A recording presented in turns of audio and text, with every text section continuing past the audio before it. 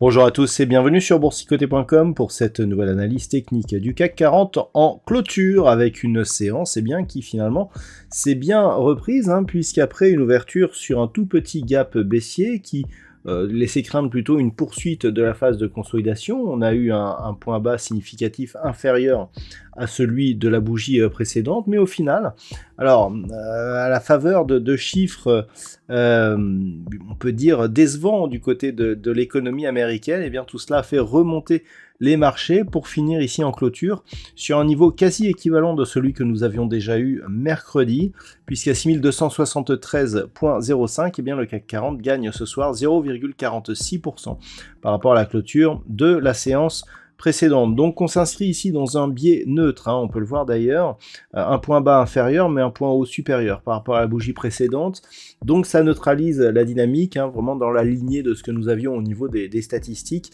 Attention donc au risque de consolidation la semaine prochaine. Du point de vue donc de cette configuration, eh bien on est toujours sur une phase de consolidation mais qui est un peu plus horizontal que ce qu'il aurait pu paraître donc hier. Et donc pour l'instant, eh bien, on est toujours ici dans cette dynamique haussière. Du point de vue des indicateurs techniques, eh bien, nous avons une configuration toujours de perte de dynamique au sens des histogrammes ici du MACD qui évolue d'une manière très légèrement négative. Le RSI, quant à lui, reste juste sous sa zone de surachat. Alors, au niveau de cette configuration, on a des valeurs, on a des grosses techs du côté des USA qui ont diffusé des résultats assez décevants dans l'ensemble. Ça n'a pas trop eu d'impact sur le marché, on va le voir au niveau des valeurs, ça a eu quelques impacts sur certaines valeurs du CAC 40, avec notamment au niveau du palmarès, une baisse assez marquée d'STMicroelectronics, qui est deuxième, donc la deuxième plus forte baisse, la première étant ArcelorMittal. On a aussi des belles baisses avec Vivendi, Hermès, Kering ou encore Renault. Du côté des meilleurs résultats, donc des plus fortes hausses, alors on a Airbus qui termine en tête, Sanofi, Danone, Safran et Alstom suivent juste derrière. Donc, bon, on le voit, les techs qui ont quasiment toutes dévoilé, en tout cas pour les plus grosses, des résultats assez décevants qui valident donc un certain ralentissement économique, puisque même pour certaines valeurs, eh bien, c'est les perspectives surtout qui déçoivent. Et donc, avec des chiffres donc qui sont venus du côté des États-Unis, on a eu notamment les PCE Core avec un léger décalage, puisque l'on attendait 5.2 donc en termes d'indice de prix à la consommation annuel, et on a eu 5.1, donc ça va dans le sens d'un ralentissement de l'inflation donc du côté des États-Unis. Ça plus les mauvais chiffres et mauvaises perspectives de certaines entreprises US, eh bien on a eu un mouvement assez fort du côté des États-Unis, et donc l'Europe a suivi avec donc une remontée ici qui nous a ramené sur ces niveaux. Avant d'aller plus loin, toutefois, je vous propose une vue sur les marchés en hebdomadaire, comme nous le faisons tous les vendredis, pour considérer que nous sommes vraiment en train d'envoyer un signal de sortie ici de cette dynamique baissière.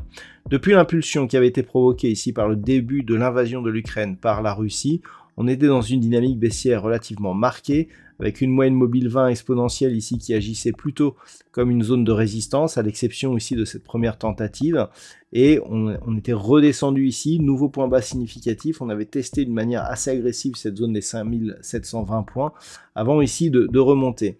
Jusqu'à la semaine prochaine, on était encore sous cette moyenne mobile 20 exponentielle, mais là, clairement, on est ici sur une belle dynamique, avec une bougie ici hebdomadaire qui est relativement intéressante puisqu'elle nous montre beaucoup de conviction. Toutefois, par rapport à cette tendance, on voit que on est toujours sur une évolution baissière. Lorsque l'on regarde les points hauts significatifs, eh bien, ils sont sur une évolution qui est toujours baissière. Un élément intéressant serait justement cette zone ici, que nous avons avec ces deux zones de points hauts, proche des 6600 points. Si on venait à casser ici cette zone d'un point de vue moyen terme, là clairement le retournement serait beaucoup plus prégnant. Mais globalement, tant que l'on est sous cette zone, eh bien on reste dans une tendance orientée à la baisse. Du point de vue des indicateurs techniques, eh bien, on a une configuration ici qui est haussière depuis maintenant quelques semaines, mais qui n'a pas encore une très grosse conviction. On repasse toutefois dans la partie supérieure de la zone d'évolution. Je vais vous en reparler de ce passage dans la zone supérieure, et au niveau du RSI, on s'équilibre. Alors, si on commence justement à parler d'un retour dans la partie supérieure de la zone d'évolution, la dernière fois que c'était arrivé, c'était ici, c'était en juillet, on avait repassé ici, et ensuite on s'était retourné. Le problème, c'est que ce mouvement que nous avions eu ici en juillet, eh bien, qui avait commencé en juillet, eh bien, il a démarré pour les mêmes raisons que le mouvement que nous avons ici, à savoir une perspective du ralentissement de la hausse des taux du côté des États-Unis. Et pour l'instant, ce ralentissement, il n'est pas confirmé. Donc, on peut comparer ici cette phase de hausse ici avec celle que nous avons ici. Donc, tout va se jouer la semaine prochaine puisque la Fed intervient la semaine prochaine sur le marché pour dévoiler justement l'évolution de ces taux d'intérêt. Et donc tout va se jouer à ce moment-là. Clairement, si on confirme un ralentissement des taux, on peut très bien monter ici sur cette phase et venir chercher la zone des 6600 points dans les prochaines semaines.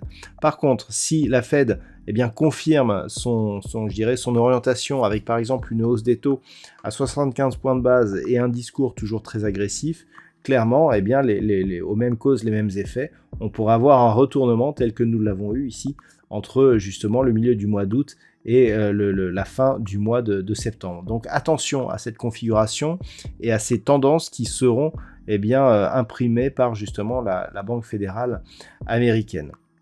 Donc d'un point de vue hebdomadaire, ce que l'on attend, c'est poursuite donc sur cette zone 6340 points, qui est aussi une zone court terme, et surtout ici cette zone des 6600 points. A l'inverse, si les cours venaient à rebaisser, c'est vraiment un retour ici sur la zone des 6137 points qu'il faudrait observer, puisque on serait globalement dans un contexte ici où la moyenne mobile 20 exponentielle agit toujours plutôt comme une résistance et donc une poursuite possible d'un mouvement baissier, surtout dans un contexte où pour l'instant il n'y a eu aucun point haut significatif cassé par ce mouvement qui dans cette unité de temps ressemble quand même à un rebond technique. Donc une belle impulsion mais pas encore assez ample pour vraiment nous donner des espoirs d'un vrai retournement. C'est donc à surveiller dès la semaine prochaine. Et donc, si on revient sur la vue daily, comment aborder cette prochaine séance de lundi? Tout simplement en observant les niveaux. Là aussi, la zone des 6137 est très intéressante car, par rapport à cette cassure ici, je rappelle que c'était une zone sur laquelle il y avait eu un gap baissier, gap qui nous avait donné justement une forte impulsion baissière. Le fait que l'on revienne ici sur cette zone et que l'on s'inscrive durablement au-delà des 6137 points est un point très positif. Par contre, le fait de repasser globalement sous cette zone nous donnerait pas mal de signaux d'affaiblissement justement de cette tendance. Ce que l'on peut voir aussi, c'est que l'on a des attaques ici sur la bande de Bollinger supérieure. Les phases de consolidation viennent sur cette moyenne mobile, donc on est clairement ici dans une dynamique haussière relativement affirmée. Donc zone des 6137, zone vers laquelle devrait converger la moyenne mobile 20 exponentielle la semaine prochaine. Tant que l'on est au-dessus de cette zone, c'est globalement haussier avec un potentiel relativement fort et un objectif ici proche des 6400 points. On a un objectif intermédiaire à 6340. Par contre, sur rupture ici de cette zone, affaiblissement de la dynamique, mais un retournement uniquement en cas de rupture ici de cette zone des 5988 points, puisqu'on aurait un point bas significatif cassé à la baisse, et donc on reviendrait très certainement dans une dynamique baissière. Voilà donc ce que l'on peut dire d'un point de vue technique sur cette configuration. D'un point de vue statistique, nous sommes vraiment dans la lignée des statistiques qui ont été délivrées cette semaine, puisque cette semaine, on avait un potentiel de hausse jusqu'à la fin de cette semaine, avec donc un risque de consolidation la semaine prochaine. On est tout à fait dans cette ligne, puisque d'après la configuration actuelle, ce que nous disent les statistiques avec une conviction moyenne, c'est que l'on pourra avoir un petit mouvement haussier lundi, suivi d'une phase de consolidation pour les jours suivants. Donc c'est à observer, sachant que naturellement les statistiques ne tiennent pas en compte le fait que nous aurons la Fed mercredi, mais en tout cas c'est intéressant à observer puisque d'après ces statistiques justement, eh bien il n'y aurait pas de hausse la semaine prochaine, mais encore une fois, ce ne sont que des statistiques qui se basent sur des configurations équivalentes à l'évolution des cours sur des configurations donc passées.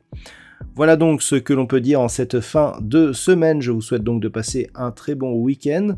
On se retrouve dès la semaine prochaine pour d'autres analyses techniques, toujours sur le site boursicoté.com.